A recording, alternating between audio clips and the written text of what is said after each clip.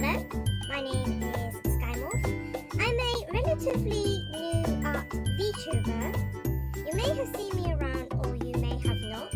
If you haven't, you can check me out on this YouTube channel right now. Or I do stream a lot on Twitch, my main platform. I plan to stream usually 3 days a week, which is Friday, Saturday and Sunday, so I hope that you can catch me there. I usually do 2 art streams and 1 gaming stream. You may be wondering, why do I look like this? I'm completely white, I'm not coloured. I have lots of dark blue lines and red lines around me with light blue colour fills and yellow fills as well. Well, this is what you call a genga keyframe. So in Japanese terms, in anime, this is a original keyframe drawing known as a genga. And this is a new form of animation that I've been testing out with Toonsquid to make my animation colouring look more neater than my previous method. This form of creating a rough keyframe was known as a genga, and colouring in rough parts of the shadows and the highlights is a very common form of how Japanese animators or anime studios these days actually make anime.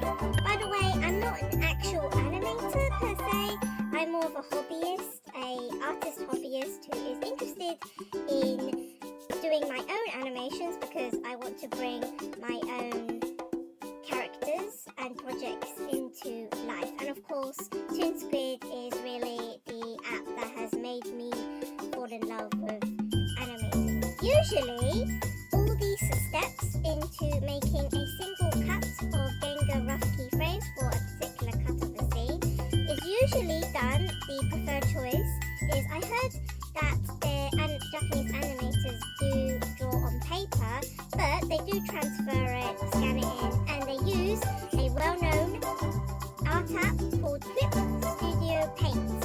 And of course, I also have my own version of Clip Studio Paint EX, and generally that is the preferred method into actually making these rough gengas keyframes from the rough version that you see here into the coloured version right here. In this video, I will show you generally also the basic way of how you could transform a general sketch of a keyframe, turn it into a genga-like keyframe, and then utilise the folders to become an actual coloured animated keyframe. This is a follow-up to a previous tutorial that I did, which also should be on my YouTube channel, which is called Toonsquid Advice How I Use the App, kind of a tutorial. Of course, I will tell you to go and watch my original Toonsquid tutorial on how to use the app, on how I use the app and the layer hierarchies and things like that, because I'm not going to be explaining it in this video. But also, I highly recommend you go watch a video by a Canadian animator who is currently working in a Japanese animation studio. His name is Don-chan, and this video is the complete beginner's tutorial to digital animation in Clip Studio Paint, animating a head turn. And Don-chan shows beautifully, like from start to finish, of how to draw and lay out and colour in a very simple degree head turn. I believe he drew Tanya from a particular anime. I also have followed this tutorial in Clip Studio Paint, and I used my OC, and I will put my results here. I think his head looks a bit too big, but I think this is okay. Now, of course, I said before that Clip Studio Paint is the standard to making really high quality genga keyframes and coloured in keyframes. I do like using Clip Studio Paint, but in my opinion, using Clip Studio Paint, I have used it to animate several tests, and I find that when doing multiple scenes and multiple cuts in Clip Studio, the file gets bigger, and as a result it gets more harder and harder to do any kind of complicated animation work. Generally, my ambition and aim is to do kind of animated shorts, and I believe, in my opinion, using Clip Studio Paint is just not a viable option for me to do the animations that I want to do. Of course, everyone is different. I still highly recommend Clip Studio Paint for animating very simple one-cut movements, and that's pretty much how animation studios do so as well. They animate all their cuts in different files. They usually do not join cuts and scenes together. I'm just crazy because I'm just one hobby artist. This is where Toonsquid comes in. As I've mentioned in my previous Toonsquid tutorial, Toonsquid is an animation app that you can buy for relatively cheap on the iOS App Store. It is only available for Apple devices, so I'm really sorry to all the Windows and Android users. You really need to ask the developer if in the future they're going to develop a version of Toonsquid for the other devices. But it is only restricted to any Apple iOS devices only. But I highly recommend it because no matter how many scenes I do, no matter how many cuts I do, Toonsquid never crashes, it runs flawlessly, it holds as long as audio files I want it to be. And so I really do my animation projects solely on Toonsquid itself. I really do vie for this app. It's a really good animation app if you are looking to do any sort of long animation projects or animating music videos and such. So the aim of this video is to show you how I would animate a relatively simple movement of a sketch, line art, doing the fill and putting in the guidelines for the height of the shadows, using folders to colour in the shadows and the highlights, and just organising layers overall. Compared to Dongchan's method is a little complex because you have to do a lot of do-overs of various lines and also pixelating these lines to make the fill colours more easier.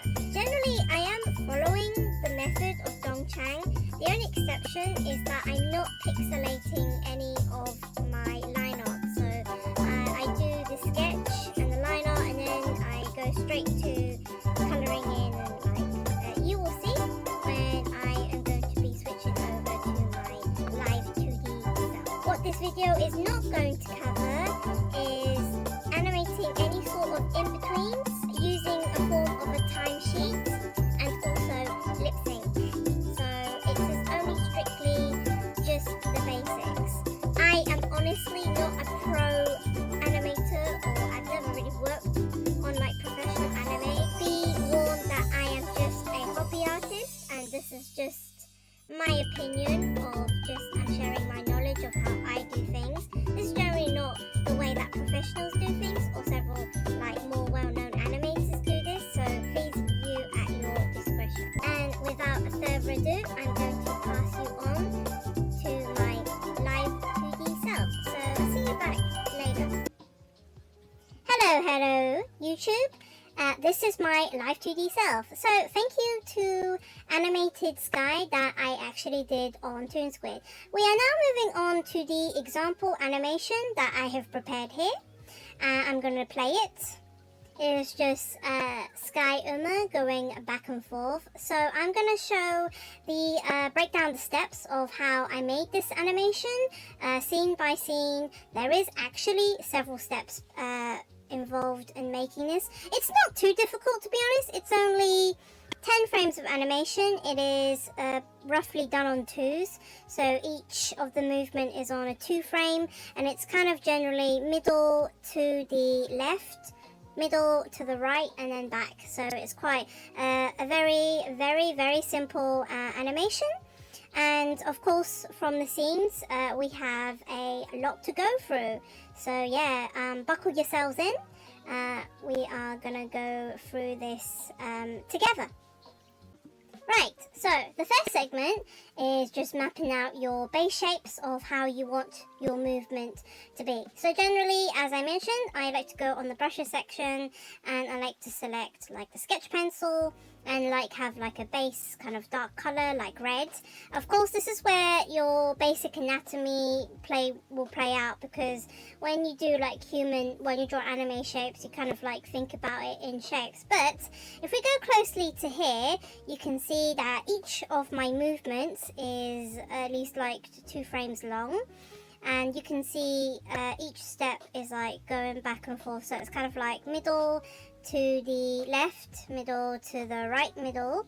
To help you out, you have an onion skin function, so if you turned it on, you can see the previous movement. So if you like had this on the middle, you could use the onion skin to have the previous frame preview to you, and then you can draw based on that. You can do your in-betweens based on the previous movement, and that's generally what I suggest you do. Like, you would use the onion skin to just plan out your movements. It's not really that difficult.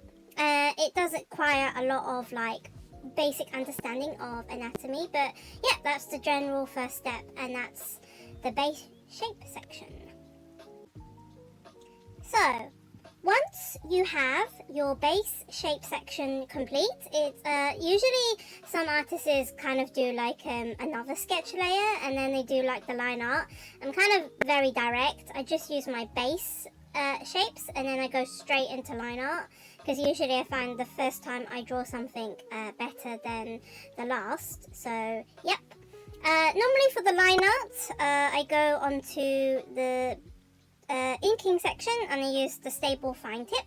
Usually for something really thick line, it can only go up to 6 pixels. Generally maybe something like 3 pixels for an average, and if you really want fine line arting, probably like 2 pixels. But generally for this example, I use the 6 pixel line. And then generally what you would do is that once you have your base layer, you would have your base layer locked, because you don't want to draw over it, and then you create a layer on top of it, and then you kind of draw over the base layer with your line art. And then if you can see the movement now with the base layer, if I did it for all of them, so make sure all of the base is shown, you can see that I have entirely mapped out my movements based on the base shape. So generally that is like the next step after getting your base shape done.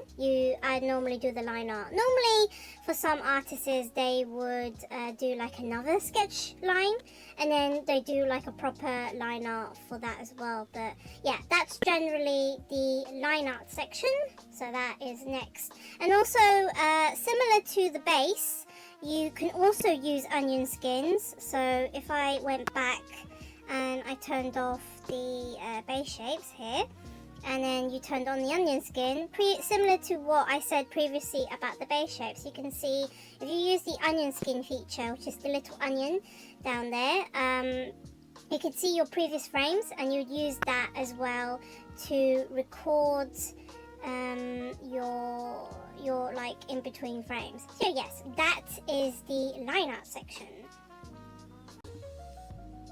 Okay, next section. So when you get your line art done and you've completed that, it is time to do a base white. So if you've noticed between the first 2 sections and this section, you've noticed that the background is a bit different. It's no longer white.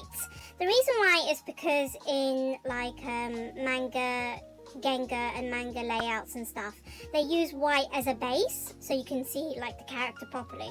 So what I recommend is that you have an option in when you're in your timeline, you have a background option, and then when you click the background option in the timeline layer, you have this properties, and then from here you have color, and you can select any color. You know, you can do like dark green or really dark green or light green. I usually choose like a neutral green that doesn't hurt my eyes. Usually I do green because it's kind of easy to see, but the the point of you putting the background into green or a color that's not white is because you want to fill the rest of the line art with a base white. So you're making a genga rough. So yes. So if I go back, generally how I would do this is you have in the drawing layers, you have a section where you can make a layer or a group. And groups are just very similar to like folders where you can, you create a group and you can add like layers inside of it. It's something I'll explain a bit more when I talk about the next steps of coloring in. I'm just going to delete it for now. But yes, generally make yourself a group and then in that group add a layer. And then this will be your base white. Remember to turn on the line art as the reference. I've already done it here, so if I removed it and then you typed it here, it says set as fill reference. So make sure you set your line art as fill reference because the line art is going to be referred to when you're coloring in. And yeah, the first thing you do is to create a new group folder, a new layer, set your line art reference to white, and then just fill it all white. So that is I called it the base white section. Yep, and that's it for this section here. Right, the next section is the highlights. You don't have to do this first. I think for some animators they do highlights last. But the reason why I'm doing my highlights first is because my design here has yellow tips, yellow highlights around the hair. So it's easier for me to do. So ideally, I think in most terms for me, I would like to use the red line and a yellow fill. So if you were using like Clip Studio Paint, you wouldn't need to do complete shapes for the kind of highlight fill sections because Toonsquid works a bit differently from like, I don't know, Clip Studio Paint. You have to fill in complete shapes. What do I mean by complete shapes? So I'm going to show you something. If we go back to this where I am standing, and if I removed all my lines and I removed the line art completely, have you noticed that all of the red lines are complete shapes? So normally if you were doing this in like Clip Studio Paint, you wouldn't need to complete like a full work around the highlights. So you can see every single highlight, every shape is closed, so it's like a complete shape because we are using if you've remembered the line art as the fill reference. So similar to when you use the line art as fill reference to fill in your white, you are using the red line as the fill reference to fill in the yellow colors for your highlights. That is the trick behind making sure that you're filling in everything properly. So as I mentioned again, if I remove the line art, you can see all of the shapes are completely covered. There's no like gaps or anything, because if you have gaps it doesn't recognize the line and thus you can't fill in with yellow. So yes, it's a bit tricky to explain, but generally what I'm getting at is that when you do your highlights or your shadows, your red line needs to be a complete shape. So if you're doing like a shape around this hair, like go over the whole shape, so go over the black line. Don't just think that if you connected the red line to the black line it will connect. It doesn't, because once again it's a complete shape. It's not even connected to the line art at all. And the reason why is because when you make a new group, you usually separate it by, of course, the red line and the yellow fill. And then, of course, you set your red line as the reference. And so, with that, you can fill in the rest of the yellow fill with the red lines. And that is the highlight section. Yes. So, that is...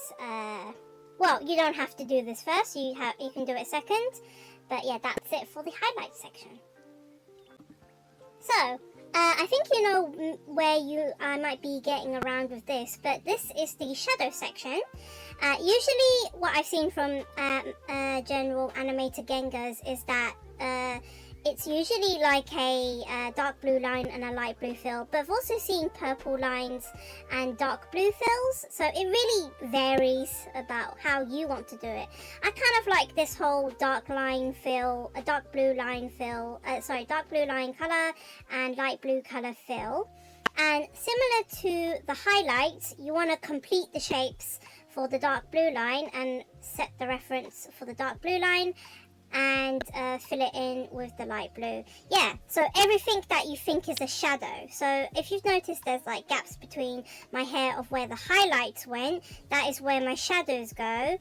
And the eyes as well, make sure you map out where all the shadows go from the eyes. And similarly, I will show you, similar to the highlight section, if I remove the line art and I go into the folder, you can see completely that all of these dark blue lines are completely a complete shape. They're not relevant to the line art, because you don't want to like think, oh, you know, the paint bucket will automatically recognize the dark blue lines with the line art. That's not true.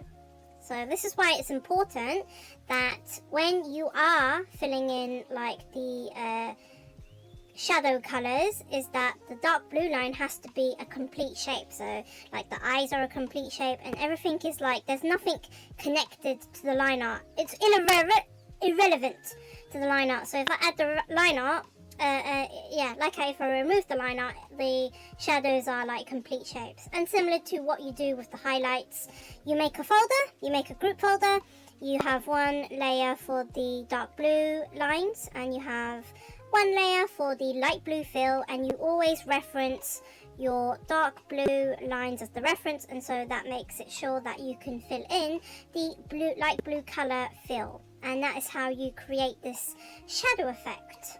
And that's it for the shadow. Remember, you don't have to do shadow second. Normally for animator genga artists, they do shadows first. So I do them second because once again my hair has yellow highlights, so it's hard to map out like where the... But normally if I wasn't animating Skye, I would be doing the shadows first and then the highlights second. So like I said before, you don't have to do the shadow second. Yeah, anyway, that's it for the shadow section. So if everything is according to plan and you have now 3 folders, I believe you should now have 3 folders when you have your finished genga. You should have your shadow, which I put on top. You have your highlights, which I put on the bottom, and then you have your white fill that is all, well, it should always be on the bottom, because once I before mentioned that Toonsquid works on a hierarchy. So if you put your yellow, your white, and then you put your yellows and blues on top of it, it will have this layering effect. So if everything has been followed, you'll have a complete finished rough genga, and it will look like this. And generally you may have seen this type of like rough genga layout before, because many animators go on based on this style of finished animation. I think it looks really cool. I think it's a really cool way. It's generally for animators to map out where the highlights and where the shadows are. And it's like a really good technique for like animating anime colors and stuff like that.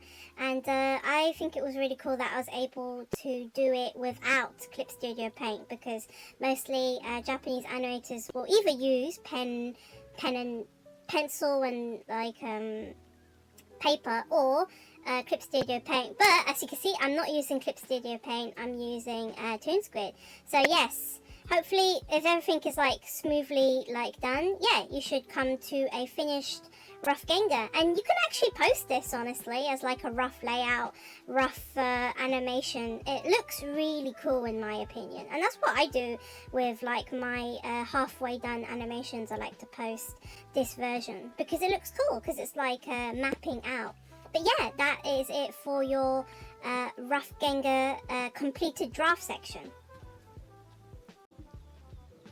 So Now you have your completed layout, your rough genga. It's time to do the coloring in, and I'm sure for like Japanese animation studios, they go through like way more steps. This is just generally how I would like start finishing up. So now that you got like everything mapped out, your highlights and your shadows, it's time to add base colors. Base colors is just generally how you would actually just color in a normal illustration. You would always start out with your base colors. So always start out with your base hair color, your base skin, what base eyes they have, and the uniform. And generally what I do is make another layer, put it on top, and then just I add all my layers correspondent to the color. So the brown eyes have a layer, the skin has a layer, the hair has a layer, the purples and whites have a layer, the purples have a layer, and you just put it in a folder. Make sure you remove the white fill now, because you kind of don't need it anymore. And generally, yeah, this is the base color section. So, once again, since I did the highlights first, I'm gonna now add the highlights onto the finished, all of the finished frames. So for obviously the highlights, what you can do now is, since you have the highlights folder, you don't really need to make a new group. All you need to do is, on the existing highlight layer, just hide the red lines, hide it, but use it as you need to hide. Well, you need to have your red lines present, and then you need to disable your yellow lines, because your yellow fill, because you don't need it anymore. And you can set the red line as the fill reference, and then you can just fill in with whatever highlight colors you have. So your light blues, your white area, the highlights on the iris and stuff, on the eyes and stuff.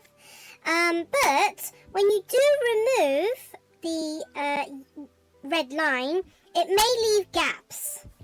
It's hard to tell, and I can't show it to you properly, but when you remove the red line art, the red lines, right, it will leave gaps. And generally what you can do is that you can just fill in the gaps with whatever highlight color. So for example, if I did, if I showed again, if the red line here, right, is current, and you used it as your fill, and you used light blue, if you removed the red line, there will be slightly less of the light blue fill. So what I just do is just add in more of the light blue, just to fill in the gap of the red line.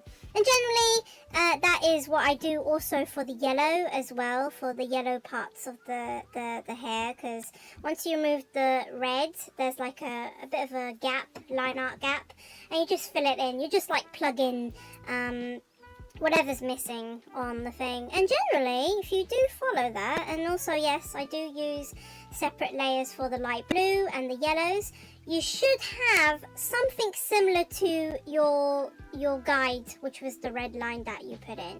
So yes, that is the colored in highlights section. And finally, you won't forget the shadows.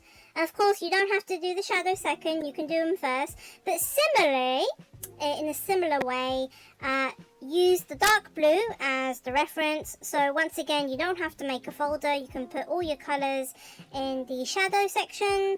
That is the wrong one. So your dark blue, which is here, you can always set it as the reference, and then you can start filling in all of the shadow colors based on your color palette. And of course, remember, once you remove the dark blue line, once you remove the reference dark blue line, they will leave gaps. So make sure you plug the gaps in.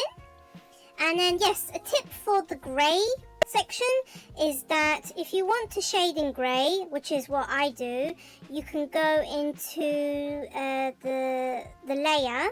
You can go into properties, and then on the pixel layer, make sure you're on multiply. And then when you do that, you can use grey as colouring in, which I've used for parts of the uniform. So yes, that is that.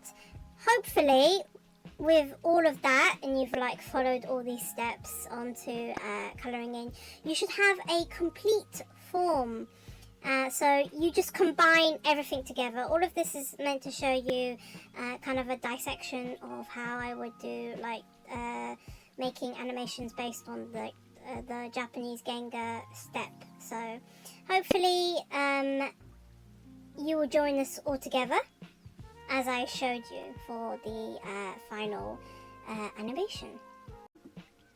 And of course, once you have followed everything, we come back straight to the beginning of this completed motion. So all of the steps, everything here, we should have at least a combined amount of folders.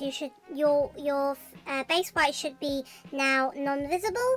You have your base colors, you have your highlights, and you have your shadows. Once you join them all together, and you remember, do it for all the frames, you'll have a complete motion. The background is just something I borrowed from the tutorial. So I hope that helps, and I'm now going to be passing you back to my animated self. Thanks for watching. See you later. Thank you to my live 2D self for that great breakdown on how I do genga layouts. And that's it for today's tutorial. I hope you learned something. I hope more people can use Toonsquid to make nice animated anime style like gengas, similar to the ones that I'm doing. And I hope I can see you all again very soon. So that's it from me. Bye bye!